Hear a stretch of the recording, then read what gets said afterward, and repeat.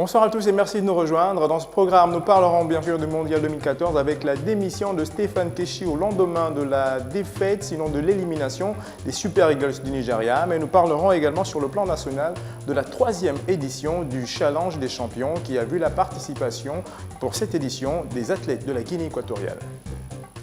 Le développement de toutes ces informations sportives, c'est après cette transition.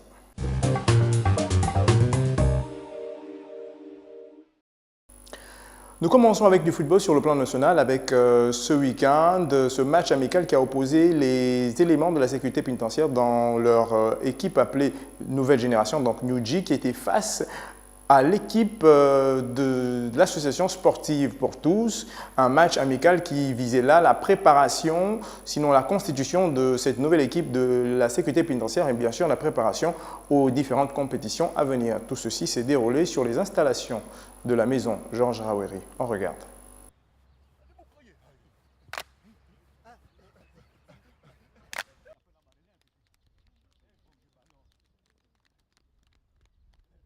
1-0, c'est le score final de la rencontre amicale qui a opposé New G, équipe de la sécurité pénitentiaire en jaune et bleu, à l'équipe corpo appelée Association sportive pour tous, en abrégé ASTAS, en noir et jaune, qui s'est tenue ce dimanche sur les installations de la maison Georges Raweri. Ne se donnant aucun temps d'observation, les deux équipes ont livré un football de qualité à la hauteur de leur niveau physique et technique. C'est le réalisme de l'équipe New G de la sécurité pénitentiaire qui va payer cash en deuxième mi-temps après être rentré à la pause sur le score de parité 0 but partout. Une victoire qui réjouit le capitaine de New G.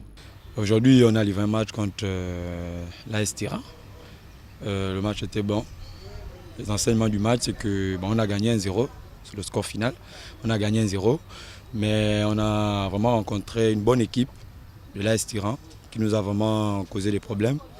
Dans vraiment tous les compartiments, ils ont de très bons joueurs. Nous sommes une équipe en pleine essence. Donc on est en train d'essayer de voir, de former l'équipe proprement dite.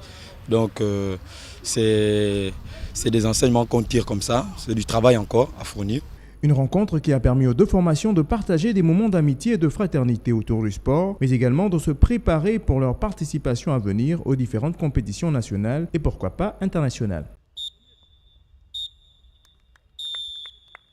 Nous parlons de taekwondo à présent avec la 3e édition du Challenge des champions qui s'est tenue ce week-end du côté du Prytanée militaire de Libreville. Innovation cette année, la participation des athlètes, sinon des meilleurs athlètes de la Guinée équatoriale. On regarde. La 3e édition du Challenge des champions qui oppose les champions du Gabon de taekwondo a été marquée par la participation pour cette année des meilleurs athlètes de la Guinée équatoriale dans les catégories olympiques, à savoir moins de 58 kg, moins de 68 kg, moins de 80 et plus de 80 kg chez les hommes. Une édition qui a vu la victoire du Gabonais Guéma Eric Zolier face au Guinéen Mokologo Arcel Joël en combat final dans les plus de 80 kg.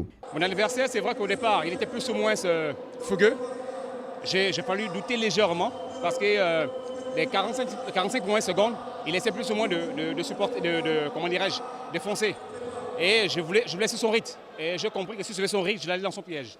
J'étais obligé de me calmer, changer les stratégies, l'attendre en contre et l'attaquer quand il baisse légèrement les bras. Le coach guinéen dit être satisfait de la prestation de ses poulains malgré le temps très court de préparation et tire des enseignements de cette participation. Mon poulain a eu un problème physique. Parce que nous avons eu une préparation pour cette invitation de 2 semaines. Ce n'était pas suffisant. Une préparation de 2 semaines, on ne peut pas sortir un bon combat de haut niveau. Nous sommes en train de commencer à nous faire voir. Nous apprenons.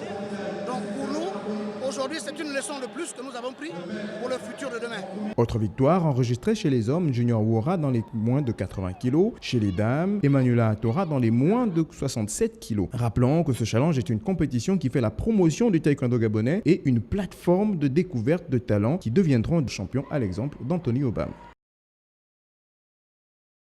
C'est sur cette information que nous refermons cette page nationale pour bien sûr passer à la page internationale.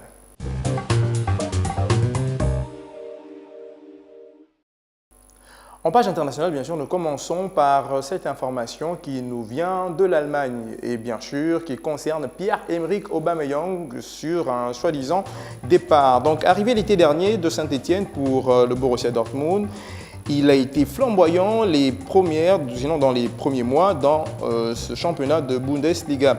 Le Gabonais a peu à peu baissé le pied au fil de la saison pour finir dans un rôle de remplaçant. Si les statistiques de Aubameyang sont plus que satisfaisantes pour une première saison avec 13 buts en championnat, sa difficulté à s'imposer dans le jeu du Borussia Dortmund semble être le problème. Il n'en fallait pas moins pour qu'une rumeur sur son départ voie le jour. Interrogé par un quotidien sportif britannique nommé Bild, le père du joueur, donc Pierre Aubame, a confirmé que le club n'a jamais voulu se séparer de son fiston chéri et que, quel que soit ce qui a été dit jusqu'ici, le Borussia Dortmund et bien sûr Pierre-Emerick Aubameyang restent encore liés.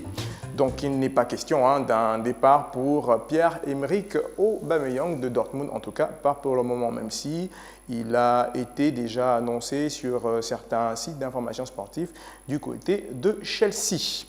Nous poursuivons bien sûr avec du football et nous nous intéressons cette fois-ci au Mondial 2014 avec l'élimination bien sûr de deux équipes, sinon de toutes les équipes africaines, mais nous allons nous intéresser à la Côte d'Ivoire et au Cameroun. Donc première équipe africaine à être éliminée, les Lions indomptables du Cameroun, qui quittent une nouvelle fois la tête baissée dans cette Coupe du Monde.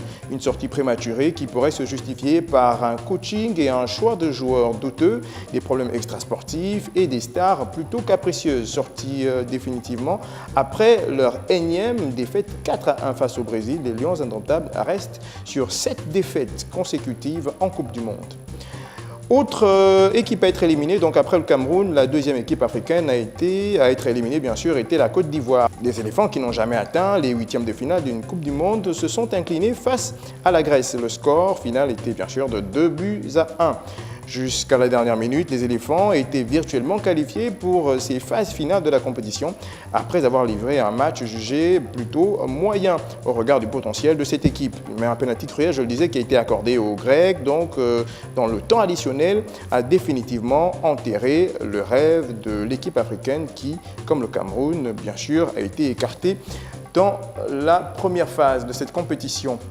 Nous refermons bien sûr cette page internationale avec cette information qui bien sûr nous émane du Nigeria. Donc le sélectionneur Stephen Keshi, au lendemain de la défaite des Super Eagles, a bien sûr posé sa démission. Donc encore un sélectionneur qui quitte son poste à l'issue d'un mondial. Après l'Italie, le Japon ou la Côte d'Ivoire, c'est le Nigeria qui perd son sélectionneur. Donc mardi, au lendemain de l'élimination des Super Eagles par la France, Stephen Keshi a en effet annoncé son départ par le biais de son compte Twitter.